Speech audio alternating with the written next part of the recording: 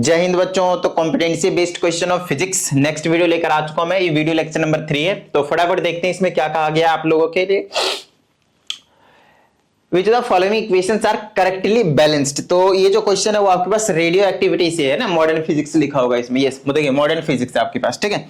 तो उसमें से आपके पास ये जो क्वेश्चन है वो है, तो ये बैलेंस्ड है या नहीं वो आपको देखना है। तो बैलेंस देखने के लिए आपको दो चीजें चेक करनी है यहाँ पे, एक तो एटॉमिक नंबर, दूसरा मास नंबर। अगर एटॉमिक नंबर और मास नंबर दोनों तरफ इक्वल है तो वो बैलेंस्ड है, अदरवाइज बैलेंस्ड नहीं है। फॉर एग्जाम्पल अगर मैं इसकी बात करता हूं तो x में देखें तो कितना है मेरे पास p-5 है, और ऊपर में x में मतलब ये जो एटॉमिक नंबर है वो p-5 है, वहीं पे ये जो मास नंबर है वो q-1 है।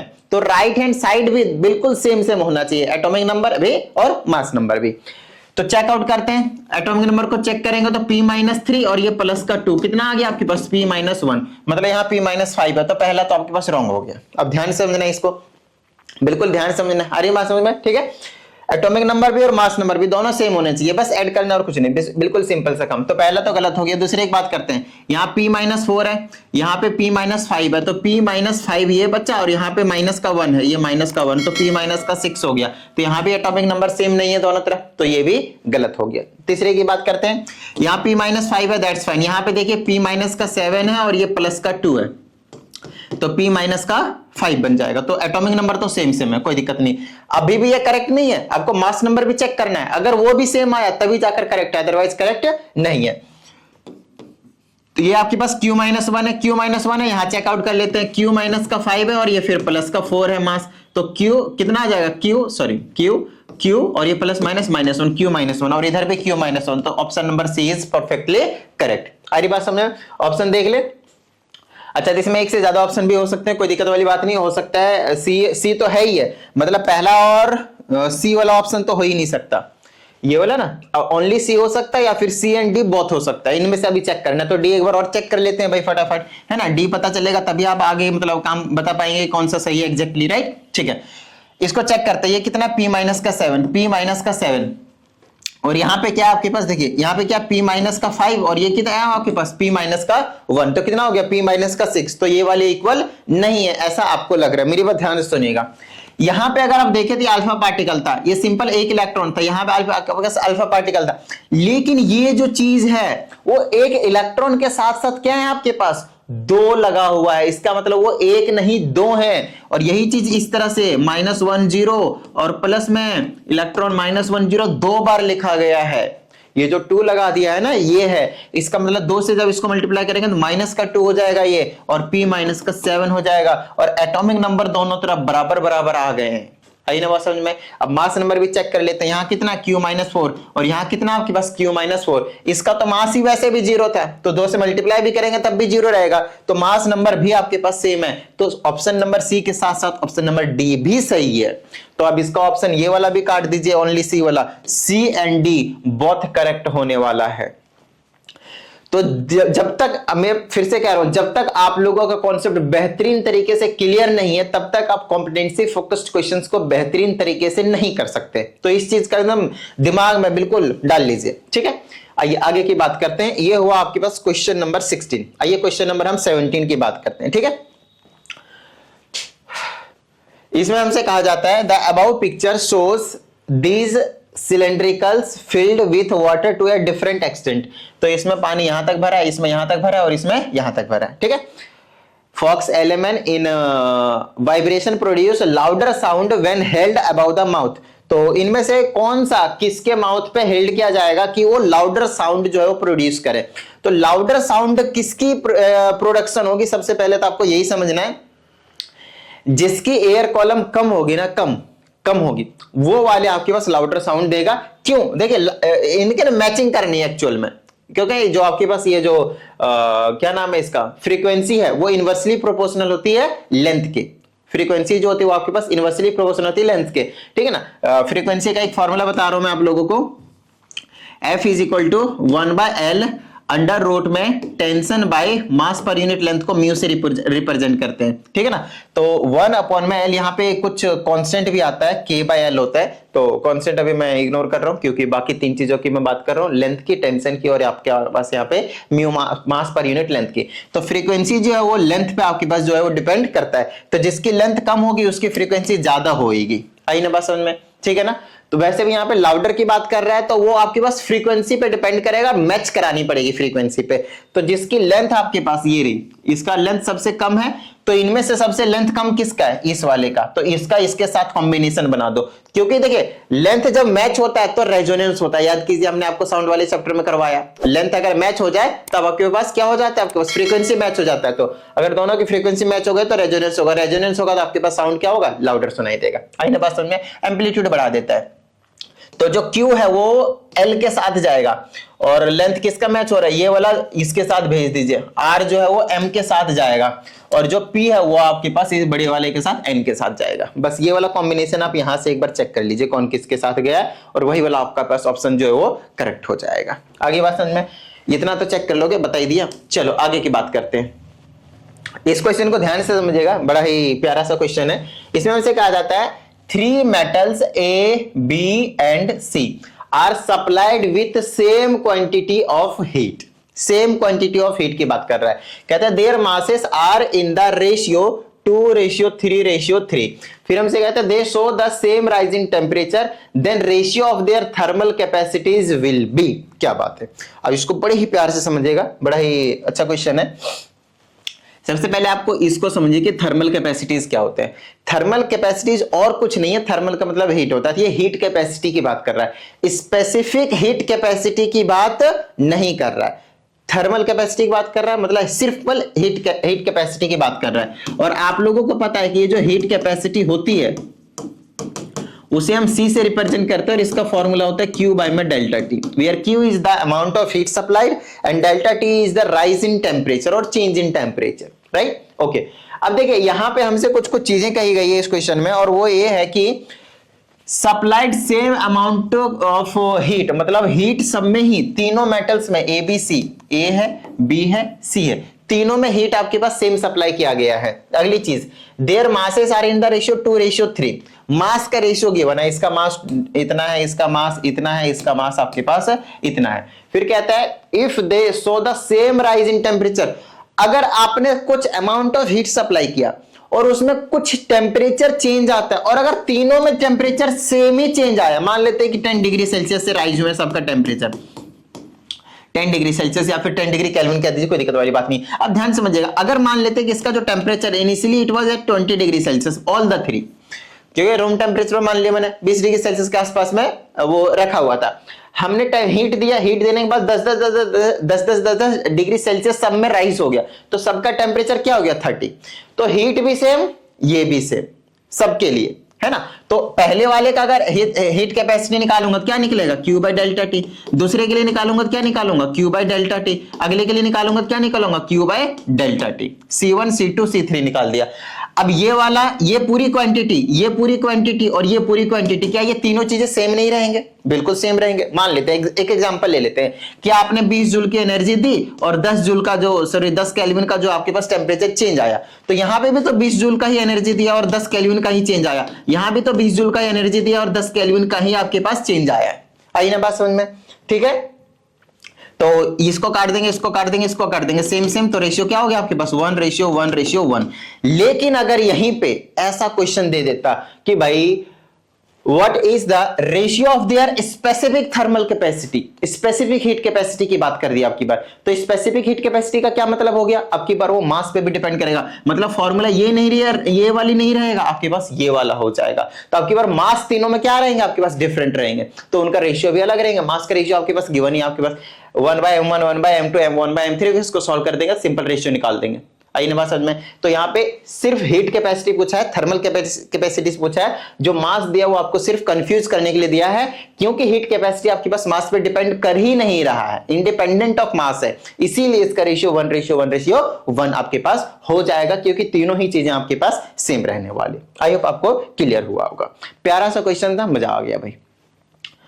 आइए इसकी बात करते हैं। इस टाइप के क्वेश्चन में मैक्सिमम स्टूडेंट्स की बात कर रहा हूं, लाइक ऑफलाइन क्लासेस में भी जो बच्चे, वो उनको भी मतलब इस टाइप के क्वेश्चन में कहीं ना कहीं प्रॉब्लम होती है। और उसमें जो मिस्टेक करते हैं ना, मैं भी आप लोगों को बताऊंगा कि क्या मिस्टेक करते हैं बच्चे। देखो सबसे पहले अगर मैं इसकी बात करता हूं, हमसे पूछा है इन सब में ना increasing order of their resistance, सबकी रेजिस्टेंस निकालनी है आपको। तो क्या आपको रेजिस्टेंस का फॉर्मूला नहीं मालूम?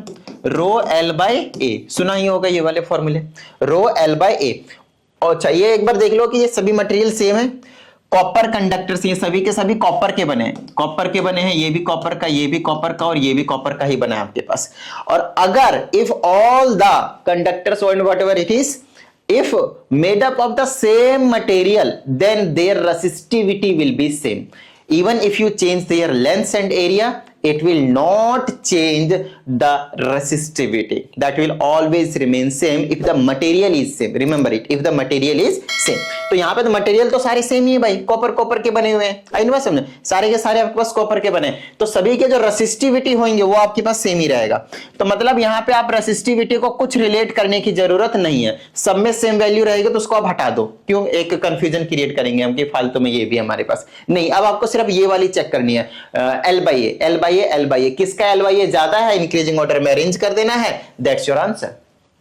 आगे बात समझ में? ठीक है चलो भाई, तो आर की जगह एल बाई ए, तो पहले का निकाल लेते हैं, ये वाले का, इस वाले का निकाल लेते हैं, ठीक है ना। ये ए है, ये बी है, ये सी है, ये डी है, तो ए वाले का निकाल लेते हैं। तो R1 बोल दे इसको, R1, ठीक है ना। लेंथ की जगह कितना है देख लो, L है, तो ये L पुट कर देंगे।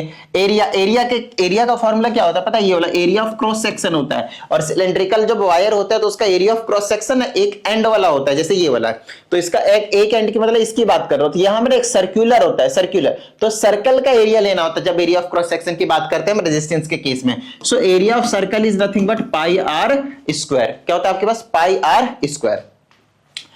तो आप क्या करो, क्योंकि पाई तो सब में ही सेम रहेगा, तो नीचे एरिया की जगह क्या रख दो, आर का स्क्वायर। इसका मतलब you have to change L by R square, L by R square. आई ना बात समझ में, ठीक है ना। तो यहां पे ये वाले जो दिया हुआ है, इसमें दिया क्या है वैसे, diameters of D two D length, तो डायमीटर दिया हुआ ये पूरा का पूरा आपके पास, ठीक है ना। डायमीटर आपके पास गिवन है, diameters of D and 2D, इनके दोनों के डी डायमीटर है, इनके 2D डायमीटर्स हैं, दैट्स फाइन। हमें रेडियस चाहिए होता है, तो रेडियस क्या होता है, डायमीटर का हाफ, वो हम यहां से निकाल लेंगे भाई। रेडियस, इसका रेडियस निकालूंगा तो 2D का हाफ करूंगा तो D आ जाएगा, तो नीचे आ जाएगा D स्क्वायर। इसे फर्स्ट इक्वेशन बोल देंगे, पहला का रेजिस्टेंस निकाल दिया आपने, फर्स्ट वाले का रेजिस्टेंस निकाला अभी आपने। आइए हम सेकंड वाले का रेजिस्टेंस निकालते हैं, और फर्स्ट ना बोलकर RA बोल देते हैं, क्योंकि ABCD से इन्होंने नेमिंग कर रखी ना, बस इसीलिए, और कुछ नहीं, ठीक है। चलो RB निकालते हैं, RB मतलब दूसरे का रेजिस्टेंस, आसान है। L की जगह क्या है देखो, 3L दे रखा है, तो 3L ले लो, देखो 3L दे रखा है ना। अच्छा, R का स्क्वायर, इसका डायमीटर D है, तो रेडियस क्या होगा, D/2, तो R का स्क्वायर मतलब D/2 का स्क्वायर। तो इसको सॉल्व कर देंगे तो हो जाएगा 3L बाय में D स्क्वायर बाय में 4, और वो 4 रेसिप्रोकल कर देगा तो ऊपर आ जाएगा, तो यहाँ पे 12 बना दो, 3 पहले से था, 4 और आ जाएगा, 4 3 जा 12। आई बात समझ में। तो इसको बोल दिया RB, मतलब दूसरे वाले जो कंडक्टर है उसका हमने रेजिस्टेंस निकाल लिया। आइए अब तीसरे की बात करते हैं, फिर पता चल जाएगा आपके पास। तो RC निकाल देते हैं, इस वाले का लेंथ की जगह क्या आपके पास 2L डिवाइडेड बाय में एरिया, एरिया मतलब क्या हो गया आपके पास, फिर से वही वाला रेडियस निकालना पड़ेगा, रेडियस का स्क्वायर, तो D आ जाएगा 2D/2, जैसे यहाँ पे किया था ना, तो D का स्क्वायर, तो नीचे तो सिंपल आपके पास D का स्क्वायर ही आपके पास आने वाला है। तो ये हो गया आपके पास RC, तो ये हो गया तीसरा इक्वेशन। RD और निकाल लेते हैं, लेंथ की जगह क्या है, इसकी जगह देख लीजिए, लेंथ की जगह L ही है, डायमीटर की जगह D है, तो उसका हाफ करेंगे तो D/2 का स्क्वायर, तो ये हो जाएगा D स्क्वायर बाय 4, तो 4 आ गया यहाँ पे, ये हो गया आपके पास फोर्थ इक्वेशन। अब बस इन सब में से आपके पास चेक करना है कि कौन सा वैल्यू जो वो ज्यादा है कम है, L बाई D स्क्वायर, और दूसरे में भी L/D स्क्वायर, तीसरे में भी L/D स्क्वायर, और चौथे में भी L/D स्क्वायर, सब में कॉमन है, तो उसको गोली मारो, सिर्फ आप नंबर देख लो और इंक्रीजिंग ऑर्डर में लगा दो। सबसे कम किसका है, सबसे कम किसका है, इसका 1 है, पहले वाले का यहाँ पे कुछ नहीं है तो 1 है, तो A का हो गया वैल्यू 1, B की वैल्यू कितनी होगी आपके पास, B की वैल्यू होगी आपके पास 3, और C की वैल्यू कितनी होगी आपके पास, C की वैल्यू होगी आपके पास 2, और D की वैल्यू कितनी होगी आपके पास, D की वैल्यू होगी 4। यहाँ पे कहीं 12 आया था ना, 12 है, 3 नहीं है, 12 है, सॉरी ये वाला 12 है, ठीक है। और D की जगह पे कितनी है आपके पास 4, तो पहले कौन है, A है, फिर C है, फिर D है, फिर B है, A CDB, ACDB, ACDB increasing order में ऑप्शन नंबर बी। बिल्कुल सिंपल, आई ना बात समझ में? ठीक है, ये कहानी थी आपके पास। चलो भाई, इंक्रीजिंग ऑर्डर मतलब छोटे से बड़े में। आइए इस वाले क्वेश्चन की हम बात करते हैं, एसेशन एंड रीजन वाला क्वेश्चन है। ये कहानी आपके पास, इसमें कहता है this diagram shows the magnificent dome at Gol Gumbaz at Bijapur. Bijapur का ये गोल गुंबद ना सबसे बड़ा गोल गुंबद के नाम से जाना जाता है वैसे भी। ये बॉय स्टैंडिंग एट ए, ये ना डायग्राम प्रॉपर क्लियर आपको दिख नहीं रहा है, बट फिर मैं आपको बता देता हूं। डोम कुछ इस शेप का होता है, हेमिस्फेरिकल शेप का, इस टाइप का। ये इस तरह के, जैसे मंदिर या मस्जिद के ऊपर इस तरीके से डोम बना हुआ रहता है ना, और नीचे फिर इस तरीके से यहाँ पे कुछ मूर्ति वगैरह रखी जाती थी, या फिर कुछ भी अंदर आप समझ सकते हैं। तो एक एंड ये इस तरह से बनाया गया, ये वाला ना, ये वाला ग्रीन वाला पोर्शन ऐसे करके दिया गया है, और ये वाला ऐसे करके, तो ये इस वाले पोर्शन को रिप्रेजेंट करने की कोशिश कर रहा है ये ग्रीन वाला पोर्शन। ठीक है, कहता है पॉइंट ए यहाँ पे है और पॉइंट बी आपके पास यहाँ पे है। फिर कहता है, गायब हो गया क्या भाई? ठीक है, फिर इसमें कहा जाता है कि यहां से लेकर यहां तक x है, यहां से लेकर यहां तक आपके पास y है। तो यहां से लेकर यहां तक आपके पास x है, और यहां से लेकर यहां तक आपके पास y है। कहता है पॉइंट A पे कोई पर्सन विस्पर करता है, बोलता है, तो यहां से जाता है यहां पे और यहां से आता है यहां पे, इस तरीके से। ठीक है, ओके, अब आगे देखते हैं क्या कहा जाता है। और गाजी भाई वॉइस है क्लियरली, इतना हमने पढ़ लिया। अक्रॉस द ह्यूज डोम, ये बहुत बड़े डोम में इधर से बोलता है वहां पे चला जाता है। स्पीड ऑफ साउंड लगभग 330 मीटर पर सेकंड जो है आपके पास वो कहा गया है। असर्शन में हमसे कहा जाता है कि the distance travelled by sound wave x plus y, जो कि यहां से यहां और यहां से यहां पे जो ट्रेवल करेगा, should be less than 33 metre. तो साउंड कितना डिस्टेंस ट्रेवल करेगा उससे क्या ही लेना देना है, उससे कुछ भी लेना देना आपके पास नहीं है। डायरेक्टली आपके पास कितना भी ट्रेवल कर सकता है, लेस देन 33 होगा, ये तो कोई मतलब रूल है ही नहीं, मतलब ऐसा कुछ। अगर आप यहाँ पे मिनिमम डिस्टेंस वगैरह कुछ बोलते तो हम सोचते भाई कि 34 मीटर दोनों होना चाहिए, तो मिनिमम डिस्टेंस फॉर एक्को होना चाहिए। एक्को जो आपके पास 17 मीटर होता था आपके पास, याद आया ना? ये बेसिक चीज आपको क्लियर होना चाहिए। तो ये तो आपके पास गलत ही हो गया, और ये गलत हो गया तो ऑप्शन नंबर डी सही हो जाएगा भाई। अगर ये गलत हो गया, क्योंकि पहला ही ऑप्शन गलत हो गया ना, तो उसके बाद ऑप्शन ही डी बच जाता है, और तो कुछ बचता ही नहीं है। ठीक है, बाकी ये वाला 100% सही होना पड़ेगा, क्योंकि बट आर इज ट्रू है। तो sound reflected with in 0.1 second is not heard by humans. तो अगर आप लोगों ने सुना होगा जिसे हम बोलते हैं परसिस्टेंस ऑफ हियरिंग, नाम तो सुना ही होगा इसका, परसिस्टेंस ऑफ हियरिंग।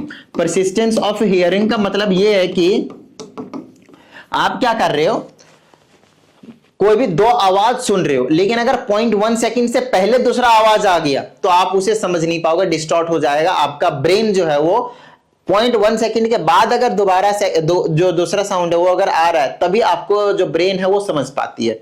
तो जो आप सुनोगे समझोगे, उसके लिए आपके लिए क्या चाहिए, 0.1 सेकंड के बाद ही आपके पास दूसरा जो साउंड है वो आना चाहिए। कई बार आप लोगों ने देखा होगा बहुत जल्दी जल्दी बोल जाते हैं, तो अगर 1 सेकंड में आपने 10 वर्ड बोल दिए, 10 बार बोल दिए 1 सेकंड में, कहीं ना कहीं अगर आप 1 सेकंड में 10 वर्ड बोलने की भी कोशिश कर रहे हो, जैसे मैं भी बोल रहा हूं, तो नॉर्मली 1 सेकंड में मैं 2-4 इतना ही बोल पा रहा हूं, 10 नहीं बोल पा रहा हूं। अगर 10 से ज्यादा बोलने लग गया 1 ही सेकंड में, तब आपको वो चीजें अच्छे से समझ में नहीं आएंगी, सुनाई नहीं देंगे, ये चीज आपके पास।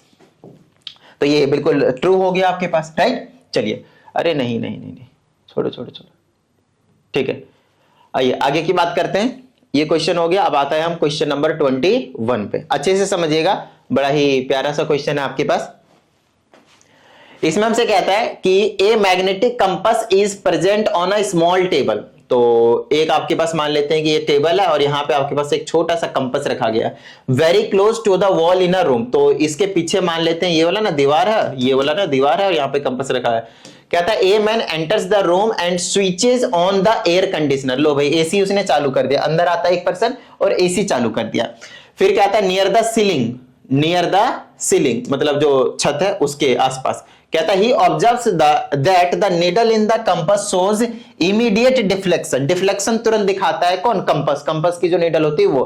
कहता है identify the most probable reason for the deflection, कि सबसे ज्यादा अप्रोप्रिएट ऑप्शन कौन सा हो सकता है जिसकी वजह से ये जो डिफ्लेक्शन है कंपास में वो आया है। ठीक है, चलिए पढ़ते हैं एक बार, फिर समझ में आएगा कि एक्चुअल में कौन ज्यादा अप्रोप्रिएट है। कहता है air blowing in the room. तो अगर हवा बह रही है आपके रूम में, अगर कंपास रखा है और हवा बह रही है आपके रूम में, जैसे कि एसी का हवा चल गया या फिर फैन का जो हवा उससे चल गया, तो आपको बता दो कंपास में उससे कुछ ज्यादा फर्क जो वो नहीं पड़ता, ठीक है ना। हवा के चलने से फर्क नहीं पड़ता। हाँ, पंखे की वजह से मैग्नेटिक फील्ड जनरेट हुआ होगा, पंखा चालू किया, मैग्नेटिक फील्ड जनरेट हुआ होगा, तो उसकी वजह से हो सकता है, उसकी वजह से हो सकता है। एसी चालू किया, इलेक्ट्रिक करंट आया, मैग्नेटिक फ्लक्स में चेंज आया, इलेक्ट्रिक फ्लक्स में चेंज आया तो मैग्नेटिक फील्ड लाइंस जनरेट हुआ, मैग्नेटिक फील्ड लाइंस की वजह से कंपास में चेंज आ सकता है, ऐसा हो सकता है, ठीक है। दूसरा, current starts flowing through AC wire concealed in the adjacent wall, तो ये बात बिल्कुल सही भी लग रही है, क्योंकि एसी में करंट गया, उसमें से वायर फ्लो हुआ, मैग्नेटिक फील्ड लाइन जनरेट हुआ होगा, दीवार के पास था, तो चांसेस है कि हाँ भाई मैक्सिमम हो सकता है। बट हम और भी ऑप्शन जो है वो पढ़ लेते हैं, क्या पता और भी सही हो। कहता है vibrations are produced when the man starts talking to his wife in the kitchen. ऐसा कुछ नहीं है भाई, अगर आप किचन में अपने वाइफ से बात करो, गर्लफ्रेंड से बात करो, तो उसमें कोई दिक्कत नहीं, उससे कंपास को कुछ फर्क नहीं पड़ रहा है, वो आपसे जेलस फील नहीं कर रहा है कि भाई हिलने लगेगा। आई बात समझ। Next, vibrations were produced due to file in his hand and that fell on the ground. अब ऐसा भी नहीं कि आपके हाथ में फाइल है, नीचे गिर गया, कोई और सामान है नीचे गिर गया और उसकी वजह से वाइब्रेशन शुरू कर देगा, नहीं, उसको कुछ फर्क नहीं पड़ रहा है, चाहे आप मरो चाहे आप जियो, उनको फर्क पड़ेगा सिर्फ मैग्नेटिक फील्ड लाइन से। तो इलेक्ट्रिक फील्ड लाइंस और मैग्नेटिक फील्ड लाइंस, ये गलत हो गया, ये दूसरा वाला आपके पास करेक्ट हो जाएगा। आई बात समझ में, ठीक है। चलो आगे की बात करते हैं। अगला आपके पास क्वेश्चन नंबर 22, इसमें कहा जाता है two substances A and B have the same mass. आपके पास एक बॉडी ए है, दूसरा बॉडी ए है, बी है, मतलब दोनों का जो मास है वो सेम है, तो इसका भी मास m बोल देते हैं, इसका भी मास m बोल देते हैं, ठीक है। ओके, कहता है substance A has higher specific heat capacity than substance B.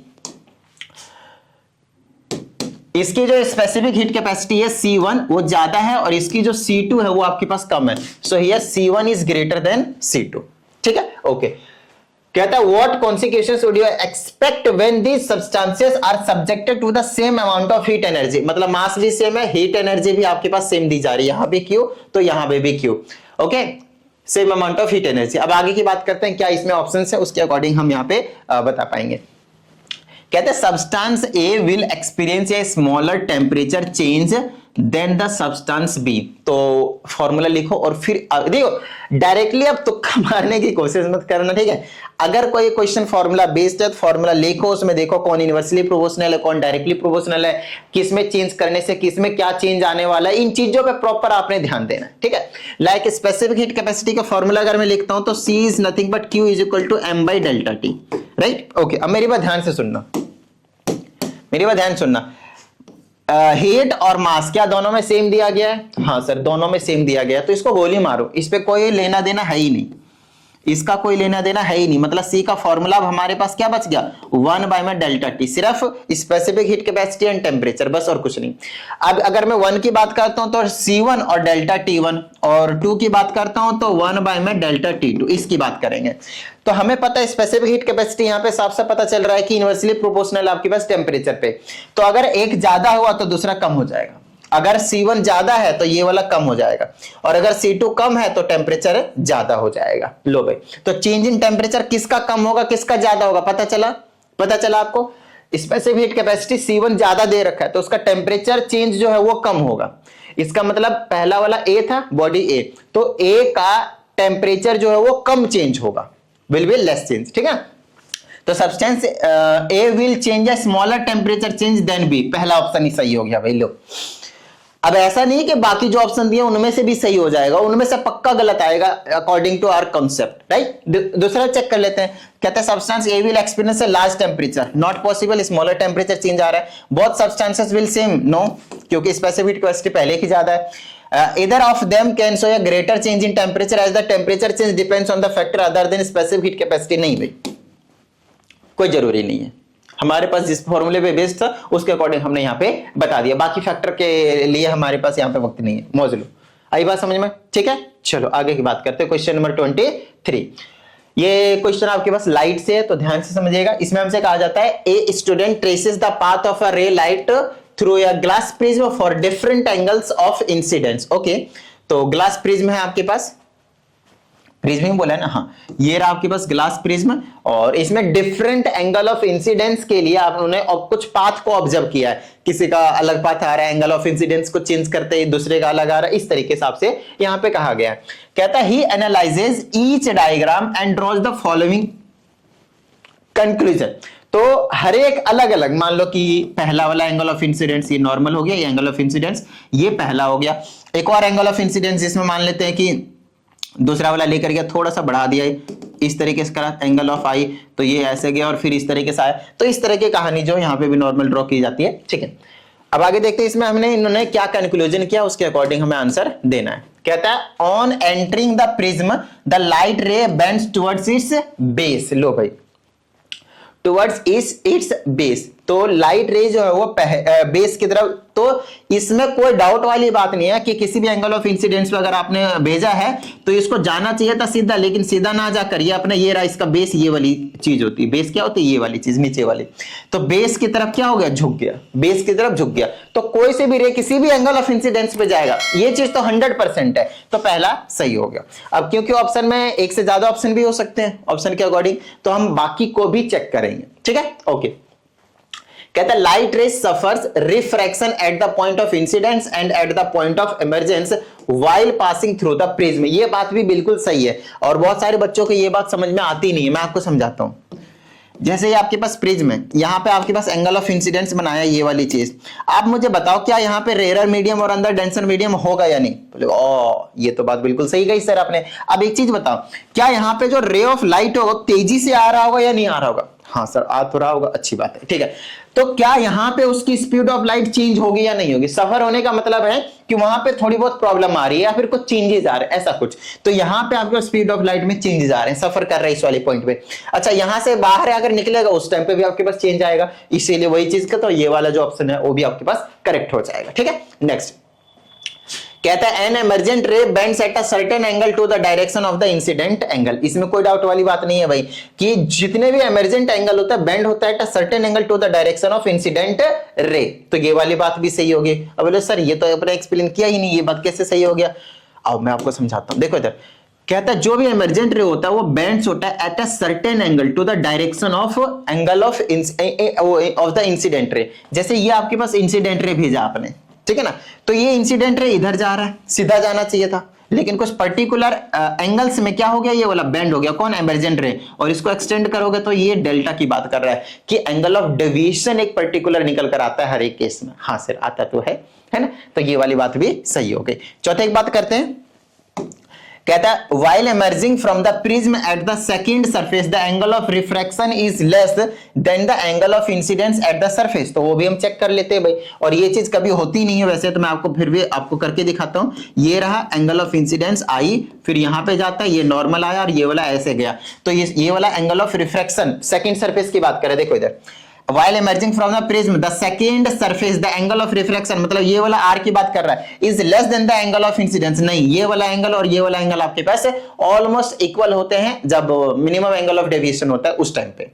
जब minimum of angle of deviation होते हैं तो उस टाइम पे आई और ये वाला आर आपके पास इक्वल हो रहे। वैसे ये वाला और ये आर इक्वल होता है, बाकी ये आई और इसको मैं अगर मैं इमरजेंस एंगल बोलता हूं तो वो तो वैसे भी इक्वल होता है। हमने आपको प्रूफ भी करके दिखाया हुआ है आपको जब मैं चैप्टर करवा रहा था, यहाँ इस वाले पॉइंट पे और इस वाले पॉइंट पे आपको कुछ नहीं करना, सिर्फ स्नेल्स लॉ लगाना है और मल्टीप्लाई कर दो, बस बात खत्म, ठीक है। चलिए, तो आपने देखा यहाँ पे पहला दूसरा तीसरा सही है, बाकी चौथा गलत है। तो पहला दूसरा तीसरा सही है, मतलब पहला ऑप्शन ही सही है। तो सर इतना कुछ करने की क्या जरूरत है, पहले ही पहला ऑप्शन सही करके आगे चल देते हैं? ऐसा नहीं होता, आपको कॉन्सेप्ट जो है समझना पड़ेगा ना भाई, ऐसे कैसे कर दोगे जब पता ही नहीं रहेगा तो, राइट। चलो, अब हमारे पास एक force, work, power and energy से एक छोटा सा प्यारा सा क्वेश्चन है। हमसे इसमें कहा जाता है ये metal ball is wheeled inside a ring placed on a table. तो ये आपके पास टेबल है, उसमें एक बॉल रखी गई है और point P and Q show the motion of the ball after the ring is lifted, ठीक है, ओके। तो ये वाली बॉल है और बॉल इस वाले डायरेक्शन में जा रही है और पी में आपके पास यहां पे रखा गया बॉल को, और इस तरह से ये वाला डायरेक्शन देखो ऐसे क्लॉकवाइज घूम रहा है, ऐसे करके क्लॉकवाइज घूम रहा है। तो हमसे इसमें कहा जाता है कि ये वाली जो बॉल है यहाँ पे, यहाँ से मतलब कब किस इस वाले डायरेक्शन में कब निकलेगा, गायब होएगा इनमें से, तो ये इसको आप समझ सकते हैं सेंट्रीफ्यूगल फोर्स जो है वो एक्ट कर रहा होगा, सेंट्रीपिटल फोर्स की वजह से घूम रहा होगा, और सेंट्रीफ्यूगल फोर्स मतलब बाहर जाने की कोशिश कर रहा होगा। तो उस वाले फोर्स की बात कर रहा है कि किस में जो है आपके पास एक्ट होएगा और किस में से सीधा चला जाएगा। मैं आपको बताता हूं सिंपल सा, एक इतना लंबा सा स्ट्रिंग ले लीजिए, किसी एंड पे एक छोटा सा पत्थर बांध लीजिए, बड़े से बांधिएगा, कहीं पता लगे खोल के किसी को लग गया, तो ऐसे ऐसे घुमाते जाओ। आप क्या करो, जिसी टाइम पे आप छोड़ोगे ना उसी टाइम पे आप छोड़ देना है, ऐसे ऐसे घुमा के ना छोड़ देना है। तो जहां पे भी वो मान लो कि ऐसे घुमाया घुमाया घुमाया और एक टाइम ऐसा आया जहां पे आपका पत्थर यहां आया, तो ऐसे ऐसे घुमा रहे थे, तो यहां आया ना, तो ये बॉल सीधी ऐसे जाएगी, पत्थर जो आपके बिल्कुल सीधी। तो जिस टाइम पे आप छोड़ोगे, जहां पे छोड़ोगे, जहां पे होगा उसी डायरेक्शन में टेंजेंट बनाते हुए, सर्कल पे एक टेंजेंट बनाते हुए निकल जाएगी वो आपकी जो पत्थर थी, वो पत्थर था वो। अब ध्यान समझिएगा, यहां पे वही चीज है, एक जो बॉल है कहता है ये वाला ऊपर वाली कवरिंग है, एक टेबल है उसके ऊपर हमने सर्कुलर कुछ लगा रखा है इस तरीके से, जिसमें घुमा रहे हैं और अचानक से उठा देते हैं, तो बॉल जहां पे एग्जैक्ट होगी वहीं से वो सीधा चली जाएगी। ये कॉन्सेप्ट है इसमें, ठीक है। अब उसके अकॉर्डिंग अगर हम देखते हैं तो ये क्लॉकवाइज घूम रहा है, ये क्या कर रहा है आपके पास, क्लॉकवाइज घूम रहा है, ये क्या कर रहा है, क्लॉकवाइज घूम रहा है इस तरीके से। तो ये ऐसे आएगी, इस वाले डायरेक्शन में भेजना है, तो ऐसे आएगी और फिर यहां तक आएगी, तो हम उठा लेंगे तो ये ऐसे चली जाएगी। तो ये बेस्ट रहेगा, जिसमें बॉल यहां पे आसपास होगी उसी वाला करेक्ट हो जाएगा। तो ये तो यहां है, ये यहां है, ये यहां है, ये वाला परफेक्ट है। देख लो ऐसे करके घूम रहा होगा, घूम रहा होगा, घूम रहा होगा, घूम रहा होगा, हम इसको उठा देंगे, ये बॉल यहां से सीधा ऐसे चली जाएगी और मैच हो जाएगा हमारा, बस हो गया, ऑप्शन खत्म। बात आई बात समझ में, ठीक है, डन है, ग्रेट। चलिए आगे की बात करते हैं, क्वेश्चन नंबर 25 की। इसमें कहा जाता है sometimes the sky appears reddish in the evening. सही बात है भाई, अगर कभी आप लोगों ने नोटिस किया होगा तो पता चलेगा कि जो स्काई है वो आपके पास क्या दिखाई देता है, कभी कभी रेडिश दिखाई देता है। फिर कहता है red being longer in wavelength scatter more than the other colours. अगर आप लोगों को पता होगा कि स्काई जो है वो ब्लू दिखाई देता है और उसके पीछे का रीजन होता है small particles scatters blue light mores. तो वायलेट इंडिगो जो विवग्योर होता है ना, वायलेट इंडिगो ब्लू, ये कुछ ज्यादा ही स्कैटर हो जाते हैं, जिसकी वजह से स्काई जो है वो ब्लू होता है। तो जो जिसकी वेवलेंथ कम होती है, वायलेट इंडिगो ब्लू, इनकी वेवलेंथ कम होती है, रेड की सबसे ज्यादा होती है।